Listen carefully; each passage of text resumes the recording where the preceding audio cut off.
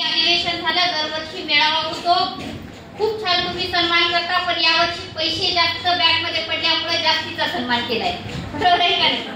तर हा अधिवेशनातून आपण मागे काय शिकलो, काय चुका झाल्या, पुढच्या येणाऱ्या 3 वर्षासाठी आमचं पुढारपण करणारं कोण असावं जे मला न्याय देऊ शकते, आणि 3 वर्षामध्ये आम्हाला काय काय करायचं आहे, हे सगळं आपलीच परीक्षा आपणच देणारं म्हणजे अधिवेशन, बरोबर? अधिवेशन नाही तर महिलांना फार वाटतं अधिवेशन म्हणजे काय असते की वगैरे वगैरे. आता आम्ही लहान असताना असंच वाटत होतं.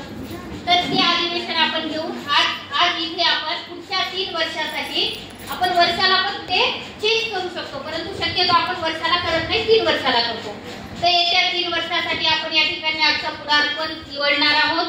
आता आपण अधिवेशन घेत असताना आपल्याला थोडं मागं पण जाण्याची गरज आहे की आपण संघटना म्हणजे काय, संघटना नेमकं काय काम करते, संघटना आम्हाला काय देतं, आणि संघटनेतनं आम्हाला अपेक्षा काय आहेत, आणि संघटनेला आपल्याकडनं अपेक्षा काय आहेत, हे सगळ्यांची चर्चा आज करायची आपल्याला.